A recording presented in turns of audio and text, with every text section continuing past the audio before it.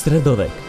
Toto je obdobie, kedy sa odohrala udalosť, smutná legenda, ktorá je úzko spojená s hradom. Je to príbeh dievčaťa a jej veľkej lásky, ktorá mala ostať nenaplnená.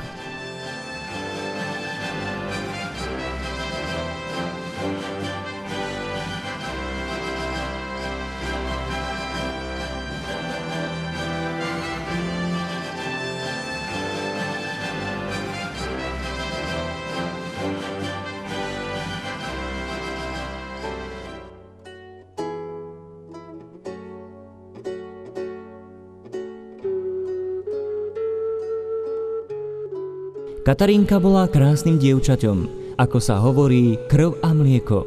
Vyrastala pod hradom a prežívala chvíle šťastia v kruhu najbližších. Prekrásna príroda ju lákala na dobrodružné výpravy, pri ktorých sa spolu s ostatnými dievčatami vedela dobre zabaviť.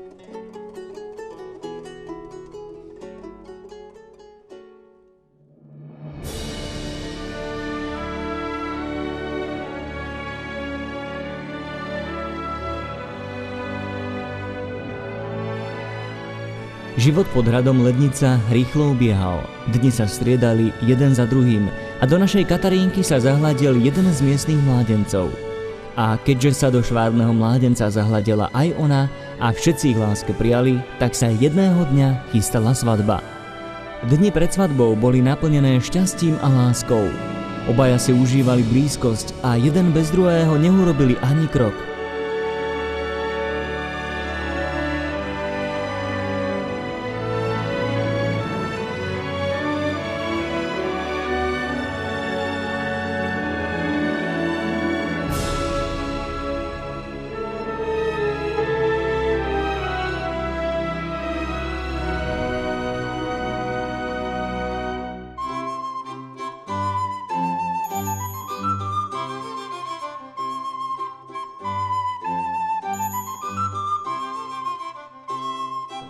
Svadobný deň bol veselý a zábavy nebolo konca kraja.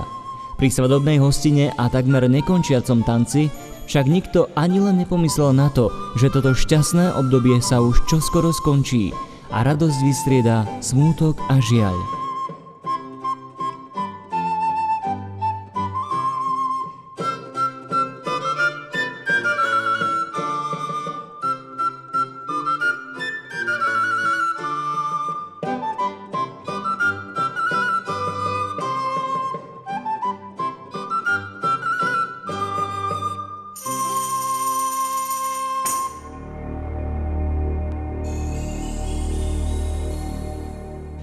Katarínka bola poddanou, a to v dobách, kedy právo prvej noci nevesty patrilo hradnému pánovi, ktorému ju priviedli rovno po skončení svadby na Lednický hrad. Jemná Katarínka nemala proti presile šancu a hoci sa urputne bránila, nedokázala sa ubrániť. Aby bola povoľná, dráby ju vyniesli po vyše 100 schodoch do malej kamenej pozorovateľne Straka, kam ju zatvorili.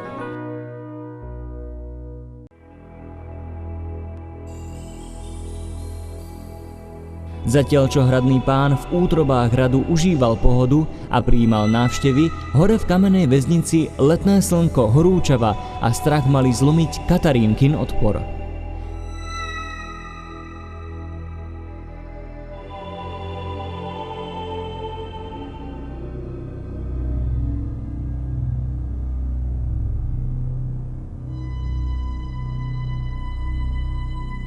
Na večer dal hradný pán Katku zniesť do paláca a prikázal ju obliecť do krásnych bielých šiat. Bol okúzlený jej krásou a chcel využiť to, na čo mal právo. Dievčina sa však chlipného grófa veľmi zľakla.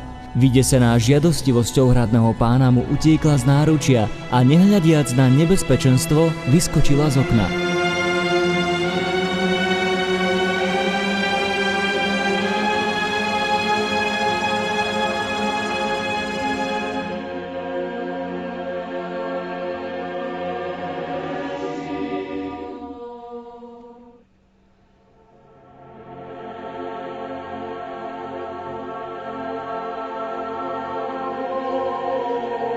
Dopadla na miesto pod hradným oknom.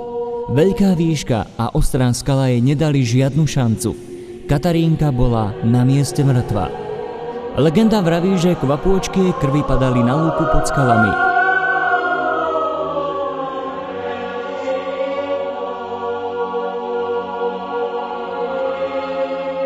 Veľké prekvapenie dedinčanov čakalo ráno, keď v mieste dopadu kvapiek krvi nešťastnej Katarínky vytriskol silný prameň, ktorého kryštálová voda dodnes osviežuje pútnikov. Dedinčania ho na jej počesť a pamiatku nazvali Katarínkin prameň. Na mieste, kde Katarínka dopadla, postavili títo dedinčania veľký drevený kríž, ktorým si uctili jej udatný čin. Keď však tento kríž podľahne neúprosnému zubu času, miestni občania ho aj dnes postavia znova. Tento už po dobu viac ako 500 rokov pripomína vzopretie sa mladej dievčiny vôli hradného pána, ktorá svojmu milému zostala vernou až za hrob. Podľa inej legendy v noci prechádza po hradbách duch krásnej Kataríny v bielých šatách. Možno hľadá svojho milého a možno len straší bezcharakterných ľudí. Jej krása však ostala zachovaná aj po stáročiach a prostredníctvom obrazu na obecnom erbe žije v našich srdciach a myšlienkach dodnes.